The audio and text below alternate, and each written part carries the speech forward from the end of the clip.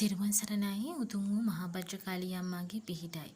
අපි මුල් වීඩියෝ වලින් කතා කරාවා කොහොමද දේවස්ථානයක් ආරම්භ කරන්නේ, කොහොමද දේවස්ථානයක් අවසන් කරන්නේ, ඒ වගේම දේවස්ථානයේ තිබෙන්න ඕන දේවල් කොහොමද මේ වරන් දරුවෙක් ගමන පටන් ගන්නෙ කියන එක ගැන අපි කතා කරවුවා.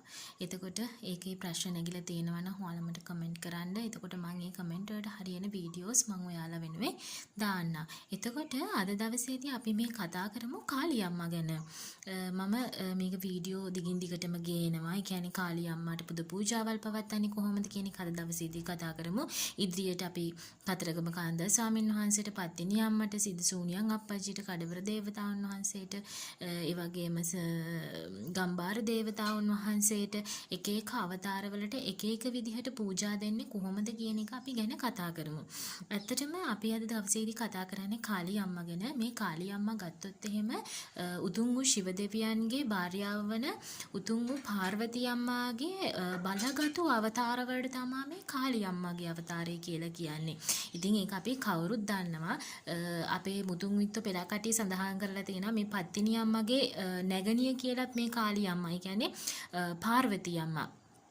නැගණිය කියලත් පෙළක් අවස්ථාවලදී මුතුමිත්තු කියලා තියෙනවා. නමුත් ඒවට ලිඛිත සාක්ෂි ඒ දේවල් යම් තාදුරට අපට හොයාගන්න බෑ. මොකද ඇත්තටම සිංහල මිනිස්සු ගත්තහම සිංහල මිනිස්සුන්ගේ මුතුමිත්තන්ගේ විවිධ කතා තියෙනවා.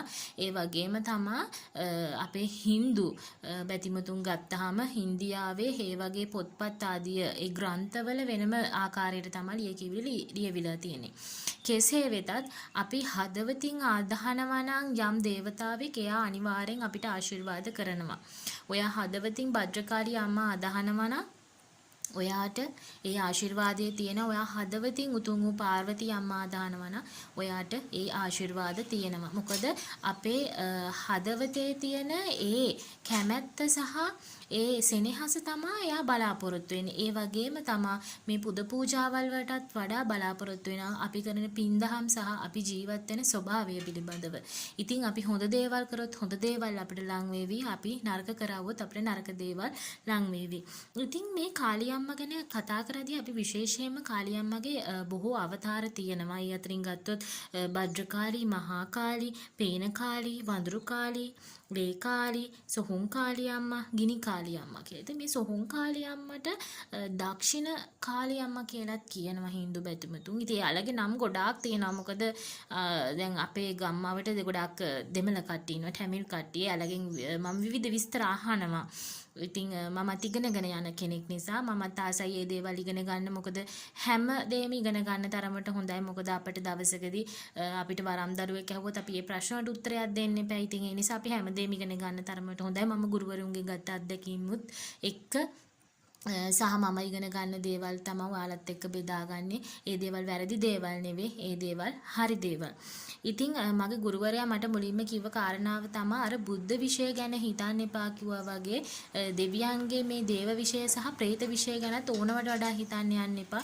ඔයාගේ වරමින් ඔයා නිවැරදිව කටයුතු කරගෙන යන්න. ඒ වගේම ඔයා වරම් දරුවෙක් බිහි කරනවා නම්, ඔයාගේ ගෝලයෙක් බිහි කරනවා නම් ඒ වරම් දරුවටත් හොඳ දේවල් කරලා ජීවිතේ ගමන යන හැටි තමයි මට කියලා දෙන්නට කියලා කිව්වේ. නමුත් අපි මේ දෙවියන් සම්බන්ධව අපි මේ දේවල් දැනගෙන ඉන්න එක යම් තාක් දුරට හොඳයි. මොකද අපි ඇත්තටම නොපෙනෙන ලෝකයක් එක්කනේ මේ ගනුදෙනු කරන්නේ.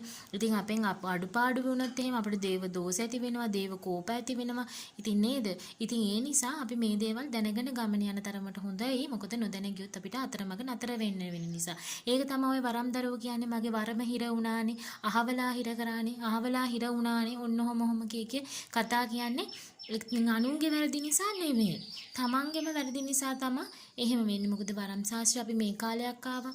මගේ ගුරුවරයෙක්ගේ වරමක් හිර වෙලා නැහැ. ඒ වගේම තමයි යාලා අපිට ආభాෂය දුන්න අපේ වරමක්වත් අදවනතුරුත් හිරවීමක්වත් එහෙම දෝසන්දකාරයක්වත් නැහැ. අපි පාඩුවේ වැඩ කටයුතු කරගෙන යනවා. අපි ඒ විදිහට අපි කතා කරව කාලියම්ම ගැන. එතකොට දැන් මෙහෙම රාවෝ කාලී හේවත් කියලා පත්‍රකාලී යනුවෙන් තවත් 21 කට්ටුවක් ඉන්නවා. ඉතින් ඒ කට්ටුව ගත්තාම සාමාන්‍යයෙන් අපි ගත්තොත් ජීව පත්‍රකාලී, සරස්වතී පත්‍රකාලී, වීර පත්‍රකාලී, රව පත්‍රකාලී, ඔය වගේ ගිනි පත්‍රකාලී, මහා පත්‍රකාලී, සුරුගුරු පත්‍රකාලී. ඉතින් ඔය අතරට තව කාලියම්මලාගේ සේවක නාමයකුත් එනවා. ඒ ඇවිල්ලා ත්‍රිපුර ලෝක කාලී, අශෝක කාලී, අඟුලිමාල මහා කාලී, සර්වලෝක කාලී, බ්‍රහ්ම කාලී, ඉෂ්ඨ කාලී කියේ ඔය ආකාරයට. ඇත්තටම මෙතන ගත්තොත් එහෙම මේ පාර්වතී අම්මගේ මේ රෞද්‍ර ස්වරූපේනේ මේ කාලී අම්මා කියන්නේ මහා කාලී අම්මා. එතකොට ඒ ඇවිල්ලා මහා කාලී අම්මගේ බලගතු අවතාර තමයි මේ. මෙවා ඊටාම බලගතු දිෂ්ටීන්. ඉතින් අපේ වරම් දරුවන්ට එනවනම් මෙන්න මේ දිෂ්ටි එනවා. අපේ වරම් දරුවෙක් කිව්වොත් එයාගේ දිෂ්ටි ආපු වරම් දරුවෙක් කිව්වොත් එහෙම මට ඉන්නේ ගිනි කාලී අම්මා කියලා කිව්වොත් නැහැ ඒක වැරදි කියලා අපිට කියන්න බෑ. මොකද ගිනියා කාලී අම්මා කියලා අම්මා කෙනෙක් ඉන්නවා. ඒ කියන්නේ දිෂ්ටියක් තියෙනවා. මොකද බලගතු දේවතාවියක් ඉන්නවා. හිතන්න අපිට තව වරම් දරුවෙට ආව කියලා නාගපත්‍ර කාලී අම්මා නෑ ඔය එහෙම කෙනෙක් නැහැ කියලා අපිට කියන්න බෑ. අන්න ඒ නිසා තමයි අපි කියන්නේ දැනුමක් තියෙන්න ඕනේ කියන එක. ඉතින් එහෙම කාලී අම්මලා ඉන්නවා. මොකද ඇත්තටම මේ ඇවිල්ලා පාර්වතී අම්මගේ අනුගෝලයෝ. එහෙම තමයි අපි දැන් ඔයාලට තේරෙන භාෂාවෙන් කියනවා නම් මේක ගෝලයෝ. මොකද එතුමියගේ රෞද්‍ර ස්වරූපය කාලී අම්මා. එතකොට එතුමියට ඉන්න ගෝල කට්ටුව තමයි මෙහි. මොකද දැන් එතන කාලී අම්මා ගත්තාම කාලී අම්මගේ විවිධ ස්වරූපයන් තියෙනවා. දැන් ඔයාලා අහලා ඇති භූමාවතී දේවිය, එතකොට දුර්ගා අම්මා, ඒත් කාලී අම්මගේ මහා විශාල බලගතු අවතාරය. ඒ ඇවිල්ලා උතුම් පාර්වතී අම්මගේම බලගතු අවතාර. අපි ඒව ගැන ඉදිරියට කතා කරමු. එතකොට ඒව ගොඩාක් බලගතු අවතාර. මොකද ඒ වගේ ඉෂ්ට සිද්ධ වෙන කාරණාත් වෙනයි. එතුමිය ඒ දිෂ්ටි පෙන්නපු අවස්ථාත් වෙනයි. යුද්ධ කරන්නනේ උතුමිය කාලී අවතාරය ගත්තර සොහොන් කාලී අම්මගේ අවතාරය වගේ අවතාරයක් ගත්තේ. ඉතින් අපි සොහොන් කාලී අම්මා කියලා කතා කරනවා. එතකොට ඒක අපි ඇත්තට මේක බැරෑරුම් මාතෘකාවක් තරක කරන්න මාතෘකාවක් මේක. නමුත් සොහොන් කාලී අම්මා කියන්නේ වෙනමම දිෂ්ටි ආකාරයක්. දක්ෂිණ කාලී අම්මා කියන එක වෙනමම දිෂ්ටි ආකාරයක්.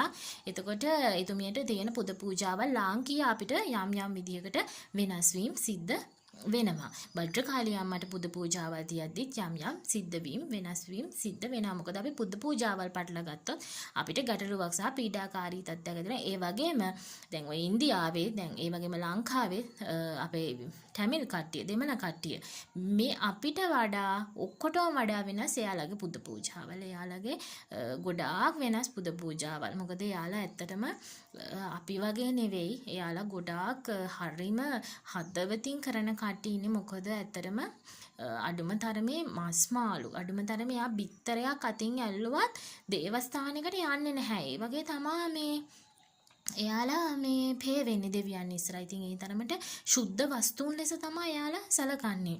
ඉතින් අපි මිනිස්සු බුදුහාමුදුරන්ටත් ගරු කරන්නේ නැති මිනිස්සු කොට්ටාශයක් ඉන්නවනේ නේද? ඉතින් ඒ වගේ එහෙම නැහැ එයාලා. එයාලා හරි බතිමතින් හරි හදවතින් එයාලා ඒ අදහන දේවල් කරනවා. එතකොට අපි කෙටියෙන් කතා කරොත් අපි ලංකාවේ විදිහට ගත්තොත් එහෙනම් වරම් දරුවන්ට ගොඩාක් එනවා මේ භද්‍රකාලී අම්මා යටතේ වරම් සහ සොහොන් කාලී අම්මා යටතේ වරම්. ඉතින් ඔය දෙක තමා ගොඩාක් තියෙන්නේ. දැන් උතන භද්‍රකාලී අම්මා ගත්තාම මහා භද්‍රකාලී අම්මා හරි වෙන්න පුළුවන්. එහෙම ඔය කොටස් දෙක යටතේ තමා ගොඩාක් දුරට එන්නේ. මට සොහොන් කාලී අම්මගේ දිෂ්ටිය තියෙන ඔය සොහොන් කාලී අම්මට සොහොන් කාලී අම්මා වැහෙනවා කියන දරුවොත් ඔය දිව එහෙම දික් කරගෙන ඔළුව කර කර නාටනවා. ඇත්තට මෙහෙම නාටන කෙනෙක් නෙවෙයි එයා. එයා ඇත්තටම උතුම් පදවියක් දරාගෙන යන කෙනෙක්. ඔය හැම දෙවිවරයෙක්ම අපි හොයාගෙන බලාගෙන මේ කටයුතු කරගෙන යද්දී බුදු වෙන්න ප්‍රාර්ථනා කරන්න, ඒ වගේ මහබෝසතාණන් වහන්සේලාගේ බිරින්දෑවරු වෙන්න ප්‍රාර්ථනා කරන, අග්‍රක් ශ්‍රාවකයන් බවට ප්‍රාර්ථනා කරන එහෙම කට්ටිය තමයි මේ දෙවිවරු කියන්නේ. එහෙම හැර මේ දිවවල් දික් කරගෙන නටන කට්ටිය නෙවෙයි. මම ඒකත් මෙතන සඳහන් කරන්න. ඇත්තටම ඔය දෙවියන් ඉස්සරහා ගිහින් බොහෝ දුරට දිව දික් කරලා ඔලු කරක නටන්නේ ඒ දෙවියන්ව සතුටු කරන්නේ. ඒ ඇඟේ ඉන්න ප්‍රේතයා හෝ භූතයා හෝ තමයි මේ එහෙම නටන්නේ. මොකද ඇත්තටම දෙවියන් සතුටු කරනවා යා. නමුත් පෙළක් අවස්ථාවලදී කලාතුරකින් දෙවියන්ගේ වරයකුත් වෙන කට්ටිය ඉන්නවා. ඒ කියන්නේ ඇත්තටම එයාලට දෙවියන්ගේ බැල්ම තියෙනවා. දෙවියන් එයාලට හැමදේම කියන ඒවා අපි බොහෝ දුරට සිහිවරන් ආකාරයෙන් එනවා. සිහිවරන් සහ අඩ සිහිවරන් ආකාරයෙන්ුත් ඒ වගේ දේවල් එනවා. පෙළක් ඇත්තරම බල ඥාතින් ඉන්නවා හරීම අර කියන්නේ අපි ගම් ඒ කියන්නේ අපේ දැන් ඔය අපි මේ සමාජෙක ගත්තා මේ මිනිස්සු හරි රෙස්පෙක්ට් මිනිස්සෙක් කියලා. ආන් ඒ වගේ ඒ දෙවිවරුත් හරීම මාන්නයයි සහ යාලා ගෞරවය බලාපොරොත්තු වෙන අපි පෙළක් මේවා බලවරන් ඥාති. යාලා තැනකට ගියපාම නටන්නේ නැහැ. හොඳට කඳ කෙලින් තියාගෙන මොකද්ද කියන්නේ මොකද්ද වෙන්නේ තමන්ගේ දේවාලේ දියුණුව ඒ දේවල් තමයි ප්‍රාර්ථනා කරේ නටන්න ගයන්න මොනවටවත් එයාලා යන්නේ නැහැ. හොඳයි අපි මම මේ දේවල් අර ඔයාලට කාලය යන නිසා නෙවෙයි කීවේ. නමුත් ඒ දේවල් ඔයාලා දැනගෙන ඉන්න ඕන ඔයාලගේ ජීවිතේ මේ වරන් ගමන යද්දි. මොකද මම වීඩියෝ ගොඩාක් බලලා තියෙනවා මේ YouTube එකේ. නමුත් මම හිතන්නේ නෑ මම මේ කියන දේවල් මම කතා කරන්නේ මගේ හදවතට දැනෙන දේ ඇත්තටම. මොකද මම දන්න දේ මම තව කෙනෙක්ට දෙන්නේ එයත් යම් කිසි දෙයක් මගෙන් දැනගෙන එයාගේ ගමනට උදව් වෙන්න තමයි මම කරන්නේ. නැතුව මම කාගේවත් ගමන නතර කරන්න හදනව නෙවෙයි. එතකොට අපි භද්‍රකාලී අම්මට පුද පූජාවල් ගත්තාම එතුමියට අපි ගොඩාක් පුද පූජාවල් තියෙන කැවිලි 7ක්. එතකොට කැවිලි 7ක් ගත්තාම ඒ වගේම පළතුරු 7ක්.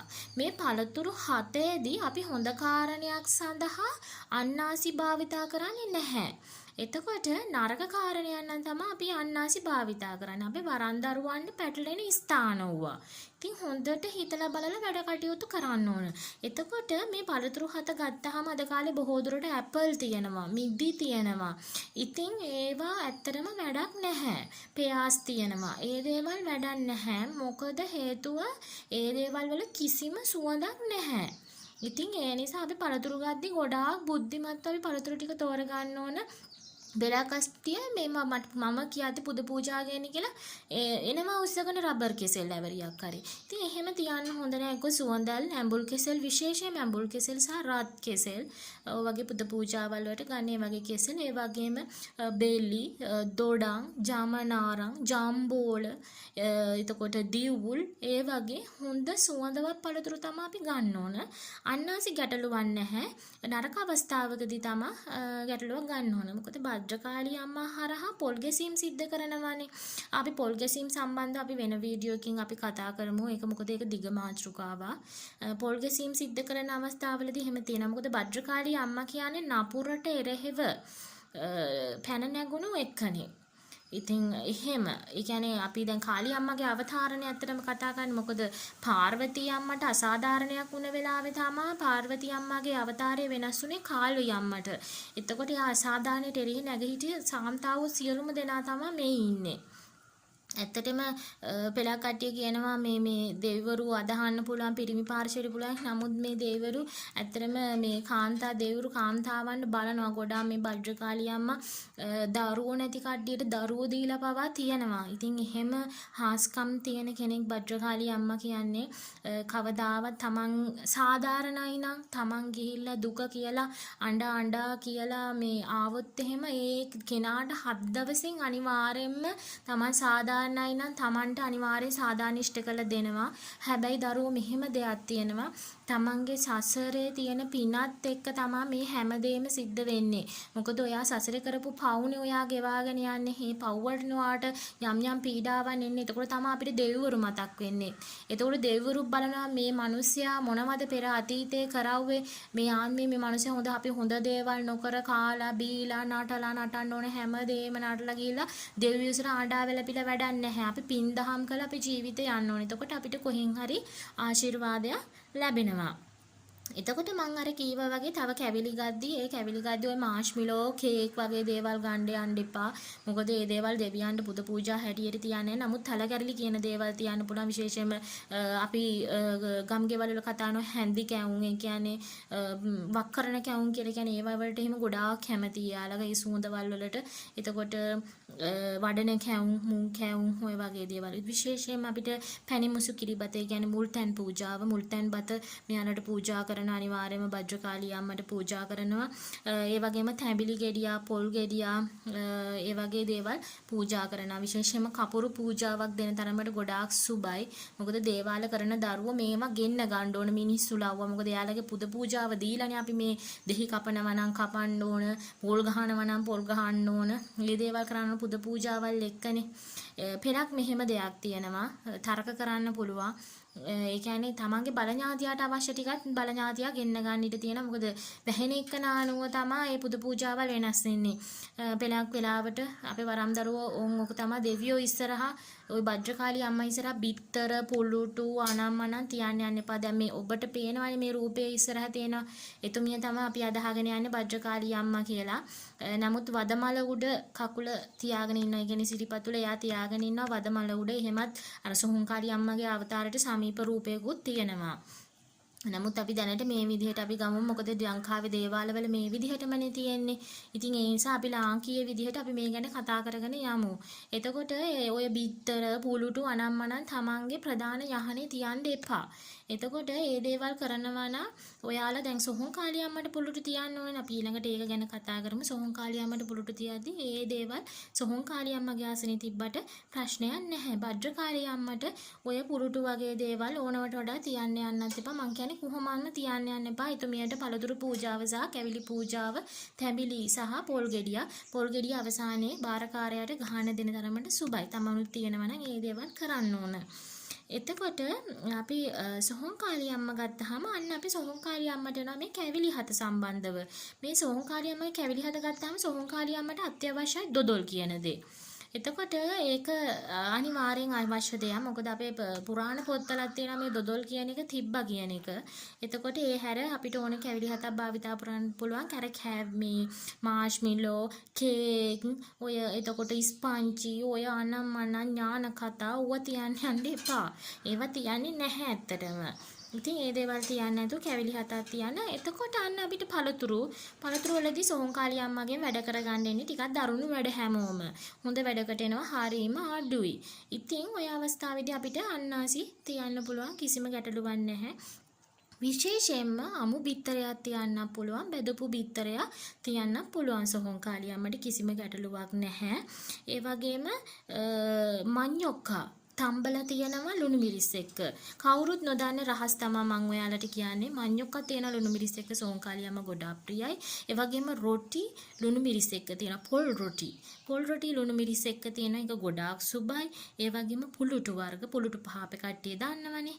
එතකොට ඒක වී කඩල එතකොට ඒ වගේ දේවල් තියෙනවා. ඒ පුලුටු පහ අපිට කඩේකින් උනක් ගන්න පුළුවන්. ඒක බැදලා තියන්න ඕන. එතකොට විශේෂයෙන්ම කඩල වර්ග. කඩල කියන්නේ අපි ඔය කන්නේ කඩල. ඒ කඩල තියන්න පුළුවන්, තම්බලා තියන්න පුළුවන්, නෙල්ල කඩල ගන්න පුළුවන්, ඕනම කඩල වර්ගයක් තියන්න පුළුවන්. එතකොට විශේෂයෙන්ම මුරුක්කු වර්ග වුණා සොහොන්කාලී අම්මට තියන්න පුළුවන්. එයා ගොඩාක් කැමති ඒ දේවල් වලට. විශේෂයෙන්ම අරක්කු. කවුරුත් තර්ක කරන්න පුළුවන් අරක්කු තියන්න බෑ මෙහෙමයි කියන්නේ නෑ. අරක්කු තියන්න පුළුවන්. කිසිම ගැටලුවක් නෑ. පෙළක් කට්ටිය ඉන්දියාවේ වෙන්න පුළුවන්. ලංකාවෙත් මම දැකලා නැහැ ලංකාවේ හරියටම සොහොන්කාලී අම්මගේ දිවට අරක්කු ටික දානවා. එතකොට පොල් ගෙඩියක්, තැඹිලි ගෙඩියක් ඒව තිබ්බට ගැටලුවක් නැහැ. මම මෙතෙන්දි නරක කාරණයක් චුට්ටක් සඳහන් කරනවා. සොහොන්කාලී අම්මට එළුවෝ කපලා සොහොන්කාලී අම්මට එළුවගේ එන ලේ පුද පූජාවල් පවත්වන කට්ටිය ඉන්නවා. සහ ගම් කුකුලෙක් කපලා ගොඩාක් දුරට කිකිලියෝ ගන්නවා අඩුයි. සහ එළුවගේ ගැහැණු සතා ගන්නවා හරි අඩුයි. පිරිමි සතා තමයි ගොඩාක් දුරට ගන්නේ. ඒ කුකුලගේ බෙල්ල කපලා සොහොන්කාලී අම්මට ලේ පුද පූජාවල් තියෙන කට්ටිය ඉන්නවා. මම දන්න වරන් දරුවෙක් ඉන්නවා. කුකුලා කපලා එතනම එයා සොහොන්කාලී අම්මට ලේ දීලා එතනම උයලා කනවා. ඉතින් සසරේ යන්න නෙවෙයි. ඉතින් මහා පාප කර්මයක්. අපි ඉතින් බුදුදහමත් එක්ක යන මිනිස්සු නිසා ඒවා අපිට තේරෙනවා. ආයතන මට නම් ඒ වගේ දේවල් මට කවදාවත් මට සතෙක් මරන්න බෑ. මට කුකුලෙක්වත් එළුවෙක් ගෙවම මට බෙල්ල කපනවා තියා අපිට මදුරුවෙක්ට ගහන්නේ අපි 10 පාරක් විතර ඉඳලා බැරි මොනුත් තමයි මදුරුවාට උනත් ගහන්නේ. ඉතින් අන්න ඒ වගේ එයා එළුවොත් කපලා එහෙම උයලා කන දරුවෙක් ඉන්නවා. නමුත් කාලයක් හොඳට එයා දේවාලේ කරවුවා. හොඳට කැඹුරුම තිබ්බා. නමුත් අන්තිමේට ඒ සියලුම දේ නැත්තරම නැති වෙලා තමන් පවා විනාශ වුණ දේවල් තියෙනවා. විවිධ කතා තියෙනවා මුන්නිශ්‍රාන් වලත් ඒ දේවල් ඉස්සර කරාලු දැන් නම් කරන්නේ නැහැ කියලා කිව්වා සමහරට කරනවාද කොහොමද කියන මම හරියටම දන්නේ නැහැ. නමුත් මම කවදාවත් බිලි පූජාවල් බලි පූජාවල් ඕවා කරන්න මම ගිහින් නැහැ. නමුත් අග්නි පූජාවක් වගේ කරනවා නම් එහෙම කිසිම ගැටලුවක් නැහැ. අපි අග්නි පූජාවල් ගැන ඉදිරියට කතා කරමු. නමුත් මේවා කතා කරාට මේ අග්නි පූජාවල් කියන ඒවා එහෙම ඕනවට වඩා ඔළුවට දාගන්න එපා. හැමදේම සම්බොල් වුණොත් එහෙම අපිට ආයේ ඒකේ දැන් සම්බොලේ හදාගත්තට පස්සේ අපිට ලුණු මිරිස් ආයෙ වෙන් කරගන්න බෑනේ. එතකොට අපිට ගමන යන්න අමාරුයි. අපි දැනගන්න ඕන අපිට ඉන්නේ ප්‍රධාන දේවතාව භද්‍රකාලී අම්මා. එයා හරහා අපි වැඩ කටයුතු ටික කරගන්නේ කොහොමද? අපිට ඉන්නේ ප්‍රධාන කෙනා පත්තිනි අම්මා. එයා හරහා අපි වැඩ කටයුතු කරගන්නේ කොහොමද කියන එක. ඉතින් පත්තිනි මේ සමාවෙන්න මේ භද්‍රකාලී අම්මගේ පුද පූජාවල් ඔන්න ඔය විදිහට තමයි යන්නේ. එතකොට සෝහංකාලී අම්මා හරහා ගොඩාක් නරක දේවල් කරා. සෝහංකාලී අම්මා කියන්නේ අතරම උත්තම කාන්තාවක්. එයා කාන්තාවන්ගේ දුක බලනවා ගොඩාක් දුරට.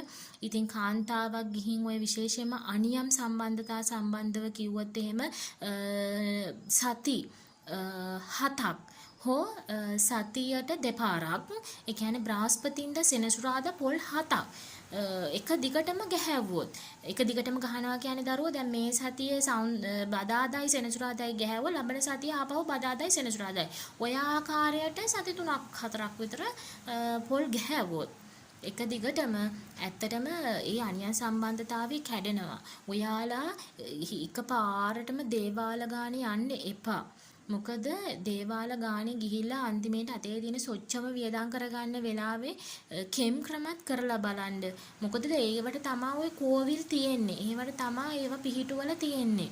ඉතින් අපි බැරිම වුණොත් ඒ හතත් ගහලා බැරිම වුණොත් තමයි අපි වරම් දරුවෙක් අපි සම්බන්ධ කරගන්න ඕන මේ කාරණාවට.